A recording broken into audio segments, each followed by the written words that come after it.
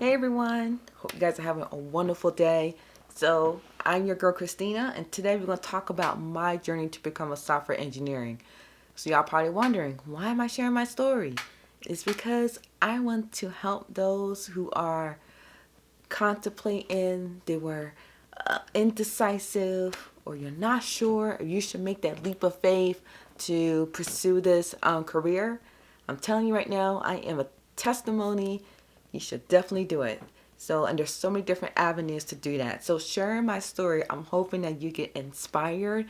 And along sharing with my story, I'm going to share a bunch of tips with you along the way. So, grab your snacks real quick, grab a notebook real quick. Though you can take specific notes if you hear some tips, because I will drop some tips in the video. So definitely have paper and pen with you. So once you're prepared, so I want to help those who help me, and I'm paying it forward. So that's why I'm doing this video. So let's get right to my story.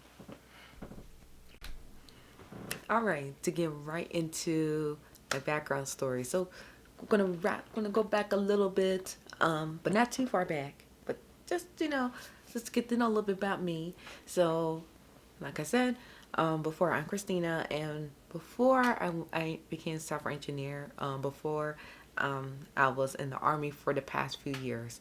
I was not doing an IT job in the Army.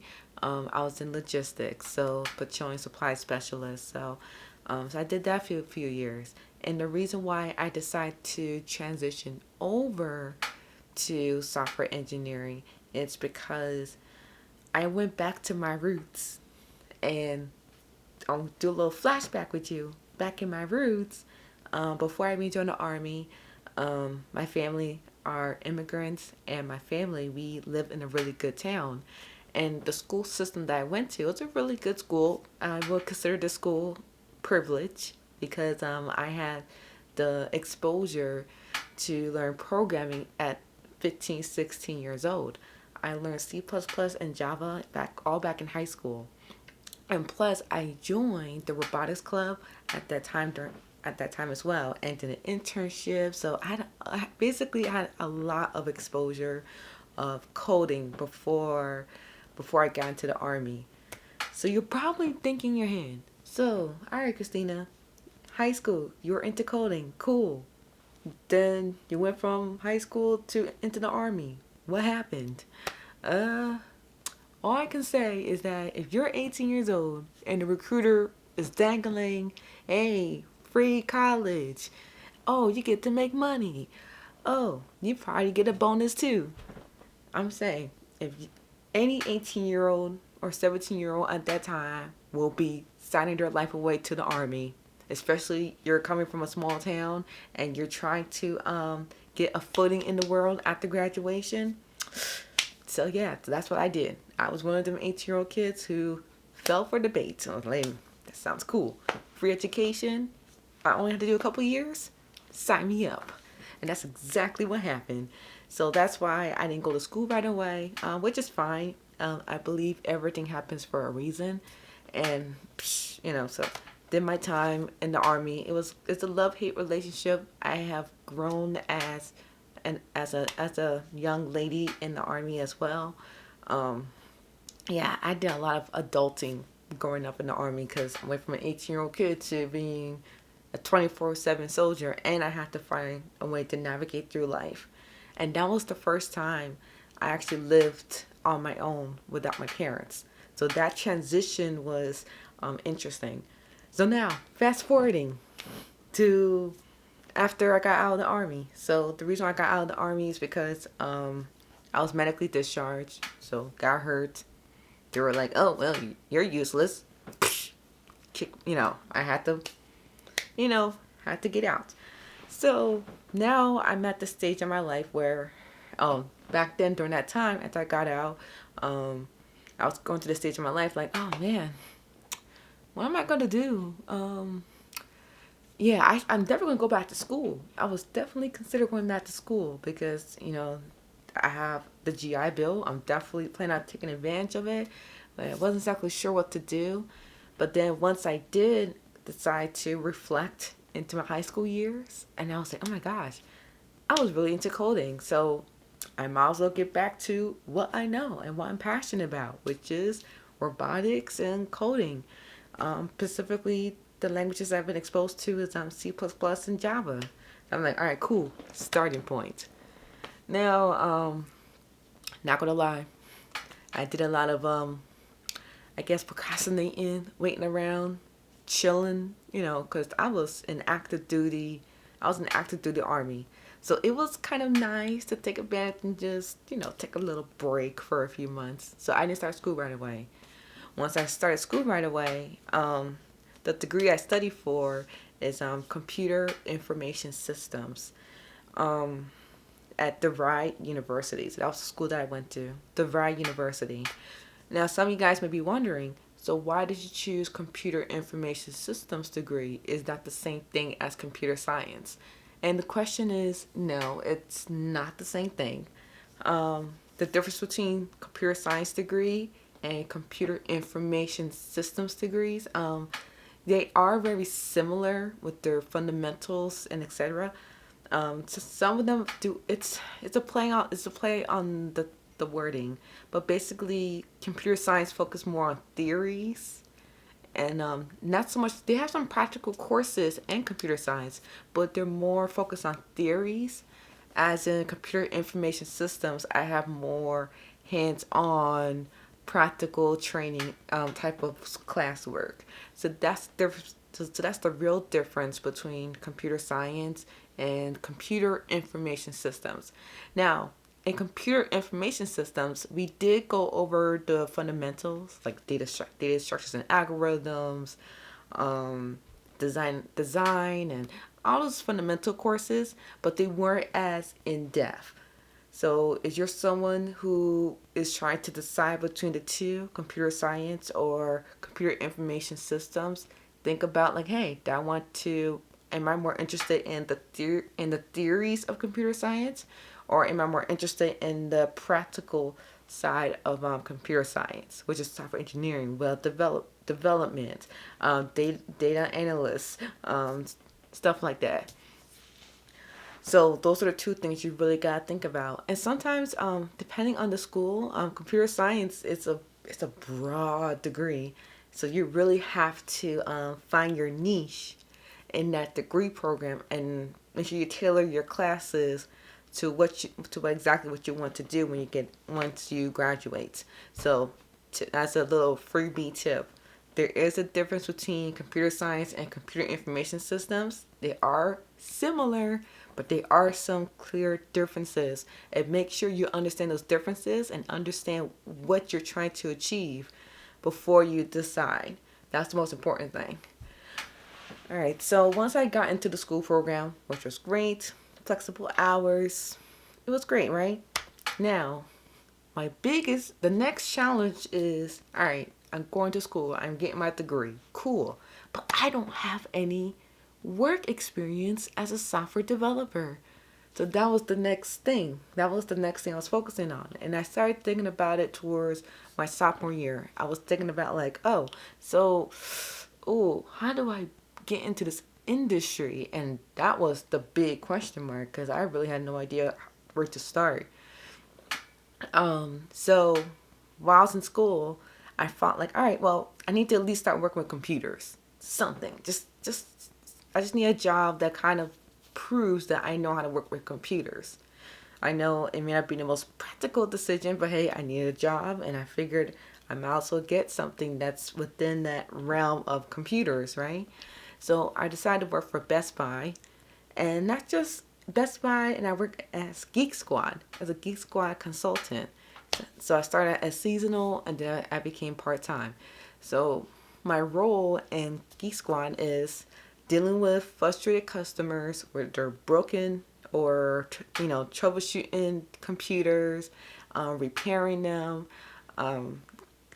There was times I feel like I was a teacher because I did a lot of teaching on how to use certain applications, softwares, operating systems, and etc. So it's a very, very broad position, and we're in the front lines because as a Geek Squad consultant, when you're standing in the counter, a lot of folks like to come in upset.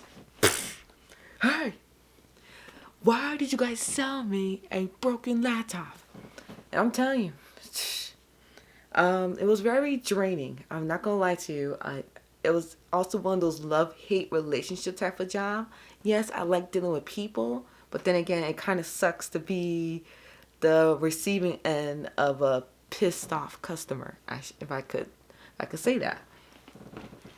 So while I was working at Best Buy, I started to realize, hey, I need to find myself a software developer position or something. Like, yes, it's helping me, but at the same time, it wasn't helping me because, we were more focused on sales than, than actual working with computers. So I saw that very quickly, and I realized I need to get out of this retail space. I need to be in a company looking for a software development position, right? Next step. So the next step I did, I went into my school and I realized, oh, we have a career center. Okay. And every school has a career center. So I decided to, all right, well, let me go to the career center, see what they can do for me. I'm looking for an internship opportunity somewhere that primarily focus on what I'm studying for school. So I reached out to a counselor and it was great. It started with the email. I sent an email out first. Then I met the counselor in person.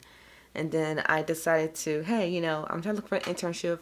Can you just send me any opportunity my way? And she was like, yeah, of course, absolutely. And mind you, she's dealing with hundreds of other students too who are also studying the same degree. So for me personally, I feel like the reason why she does send me, everything, every opportunity that she could send my way, I feel like because we built that relationship. That's another thing too. We have regular appointments. I keep her updated in my situation, my schoolwork, and finding opportunities that fit within my school schedule. So we definitely had like a really good relationship with my career counselor, and that's another tip right there. If you're a university student and you're looking for an internship, go on your school's website, go on their social media, talk to the career counselors. They're always posting opportunities, so don't sleep on that. And honestly, you should be starting looking for internships like your freshman, sophomore year. You don't have to wait to your junior or senior of your school year to get internship. If you can get an internship from like when you're a freshman for 4 years, real world experience, psh, you're gonna have no problems finding a full time position as a software engineer. I promise you that. So so utilize your resources, utilize the school's resources. It's there for a reason. There's a lot of major schools that are partner with employers, specifically with specific employers. That'll help you get your foot in the door even faster. So utilize your career counselor services. So going back to my story, I reached out to my career counselor and she sent me an opportunity to be a application developer. So now I was super excited. I was like, yes, I finally found something that works around my schedule. It's good pay. But the downside is they were about an hour away from where I lived. So yes, the commute was crazy. I was driving an hour every day to my internship. But you know what? I was not going to pass up on it. This was my only software development position opportunity at my door. And of course I said yes. I never say no to opportunity. I always say yes to an opportunity. I was like, yes, you know what? It's far away, but you know what? I'm going to just suck it up and just do it. I got to get my foot in the door. So I went through the interview process and I got hired as a intern application developer for an insurance company. Totally, totally awesome. And during my internship, I loved how I was actually treated as like a full-time employee.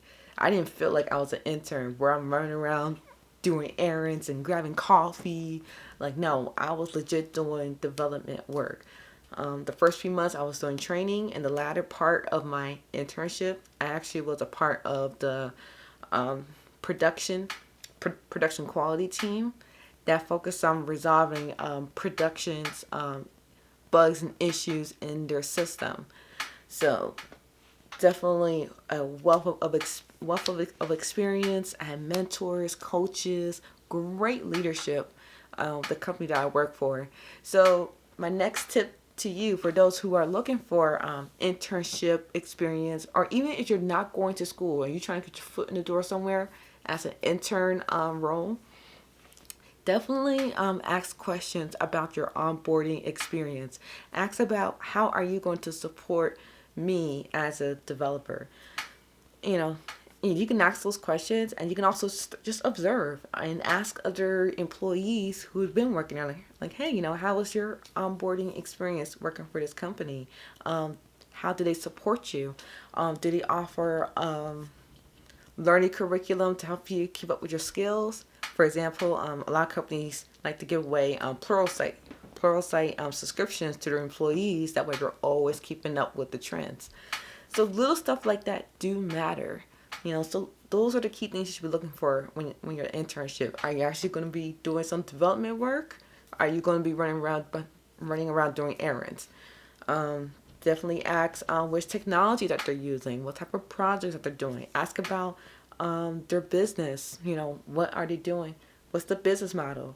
And that's the most important thing as an intern. Make sure you understand the business model, how they're making money, and how does your contribution as a developer help them make money. Because at the end of the day, after you're done with your internship and you try to land a full-time job, you got to explain what you did and what was your contribution. So that's the most important thing. So as you look for internships, make sure you keep that in mind. Make sure you have a good support system, like leadership, mentors, and etc. And check out their onboarding experience. Make sure there's at least some type of training for the first couple months at least. All right, so going back to my story, that was a little tips. That was a little tip right there for those who are interns. So after I landed that opportunity, and I've been working at this company for about a couple years, and now it's coming up to my senior year, and now I'm ready to start applying to full-time positions. And boy, it's definitely a journey in itself to land a full-time position, because I had to send over 50 applications. And I guess when I first started applying to jobs, I didn't really have a specific role in mind. I was applying to all full stack development. I was applying to web development. I was applying to all kinds of positions. I applied to jobs that I didn't even know I applied to Python, and I have no experience with Python. So I was just I'm just filling out all these applications with no type of intention or thinking about the type of experience that I have. So I got a little discouraged because I wasn't getting any callbacks. So I had to look back on my methodology and realize, hey, I need to narrow down what my specific skill set is. So I redid my resume, I had somebody else look at it, and I realized, you know what, I need to focus on my portfolio and focus my resume around .NET, work. I don't have that much front end experience, so even though I put on my resume, I don't have any projects that kind of reflect a lot of front end work, because I kind of took that out. So I had to modify a lot of things on my resume to kind of reflect my skill set that I currently have. And that also matches the experience that I had from my internship. So that was really, really important for me to narrow that down. Because before I was doing full stack developer. So my resume was super broad, and it was hard for me to come up with examples or portfolio projects because it was just too broad. So I had to really, really be specific within the specific niche of technology. And for me, it was C#.net. That's all I know. That's my experience. I gotta find positions like that. So once I made that adjustment on my resume, then I started to get the phone calls. Calls were coming in, phone screening. So that's when I realized there's another tip coming your way. When you are applying to jobs in the software engineering, it's good for you to have a specific technology niche that you're good at. So for example, if you're a web developer, You should say, hey, I know HTML, CSS, JavaScript, and I know a framework called Angular. Simple, sweet, concise, and right to the point. So the employer knows exactly what skills that you have. They don't have to do a lot of guessing because, oh, look, she has a long list of technologies that she knows. You know, unless make sure when you turn your resume, it's specific to the job description. Instead of giving them a generic resume that lists all the tech skills that you have, but it doesn't correlate to what the job description is. So make sure your resume matches the job description. And number two, anything you put on your resume, make sure you can explain it. For example, if you say you know Scrum, you should be able to explain what Scrum is, and how that process works. What is the agile methodology? So there's a lot. So if you're going to put stuff on your resume, make sure you're able to back it up with the portfolio project and you're able to explain it. That's the most important thing. Now going back to my story. So I was applying to these job opportunities, and I got through like 5 interviews. Now, here's another tip coming your way. With the interviews, yes, you are going to get rejected. You expect to be rejected, especially this is your first job, your first position, your first opportunity. Yes, you will go through some rejections. Get used to it. It's going to happen. So instead of taking it negatively, what I did is that I take notes. So during the interview, if I didn't know the answer to something, I write it down. I research it, so the next time if somebody asks you the same question, I know how to answer it. And so tip, when you go on interviews, this may sound common sense, but make sure you bring a notebook. I use my iPad, so I write everything on my iPad. But bring some type of notebook where you can take notes. It's good to have a notebook to write these things down. So yes, write down these questions. Make sure you research it or ask your mentor and etc. So that's way when you go to the next interview, you know how to answer that question, even if you're not totally experienced. Another thing I learned during my interviews is your confidence. Confidence and communication is key. Because I'm telling you, if you're an entry-level developer, they expect you to be entry-level. They don't expect you to be an expert in everything, but they do expect you to know certain things. And even if you don't know that specific language or framework 100%, as long as you sound confident and you know what you're talking about, they're going to buy it. It's all about presentation. It's all about presentation and being able to explain what you did at your internship or your prior role, being able to explain your portfolio project, the technologies you use, and etc. So it's all about presentation. So it's selling yourself basically, communication and your confidence. Your confidence, because I'm telling you, there have been times where I go to an interview and I may know a couple things about a specific framework, but because I sound confident and I sound like I know what I'm talking about, they buy it. Now, there were times they didn't hire me, but it's okay. Everything happens for a reason, right? So so confidence and your communication styles, that's what they like to see. And another thing I noticed for interviews is your honest, like originality. Show your personality and your originality. Show who you are as a person. Because at the end of the day, the employers, they want to see if they can work with you. They want to see like, hey, does her personality fit with our team? Because I know she has all this experience and skill set, but can we see ourselves working with her? Can she fit in our company culture? So that's the most important thing. So after like 5 interviews, I finally landed a full-time software engineering position. And it's been really good so far. The onboarding experience has been wonderful. There's training, there's mentorship, there's mentors, which is awesome because I don't feel like a lot of companies do that. So that's another tip. Like I said, with the internship, definitely ask about the onboarding experience. Is there going to be training? Like, because companies who offer training to their employees early on, it shows that they are supportive of their employees.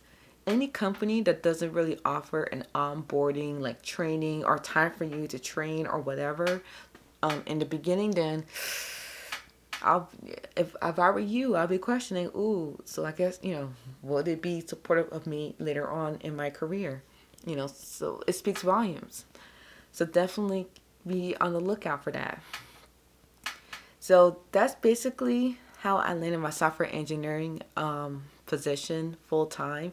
It's been quite a journey, and for those who are hesitant making that leap of faith, switching careers and etc. Just listen. If you're not happy where you are right now, all you can do is try. And the cool thing is about being a software engineer. Well, the route to get there is there's so many different avenues. You can do boot camp, you can do college, or you can do self-taught. And you cannot go wrong with either three. It's just a matter of picking a path and get started and get connected with the software engineering community. For me personally, not only I went to school, I did a lot of self-taught things at home. I went on freecodecamp.com. I went on YouTube and just learned a lot, really diving deep into the industry. So do your research. And the best advice I can tell you is you want to get into the software engineering industry. Just get started. Work on a project and get connected with the community. Because I'm telling you, I met countless people who made an impact on my career just because I networked with them. I connected with software developers in the community, and they helped me refer me to job opportunities or resources and etc. So definitely dive right in. So definitely to think about. So the reason I'm sharing this story is because if an army gal, a single mom, he was in the army for a few years, got out, and became where I am today, and that's over a period of 5 years, before I got to this point. So if I can do it, you can do it. There's nothing that's stopping you from doing it. The only person that's stopping you from moving on to the next phase of your life is you. And you have a full community to support. So thank you so much for watching this video. And if you want this continual support of software engineering, productivity, and tech videos, go ahead and hit that like button and subscribe to my channel. If you want to know the next time I upload a video, hit the notification bell. That way you know exactly the moment I drop my next video. And the next video I will also talk about things you should know before becoming a software engineer. So exciting videos coming up. Thank you so much and have an awesome day. Stay blessed and level up. Let's do it.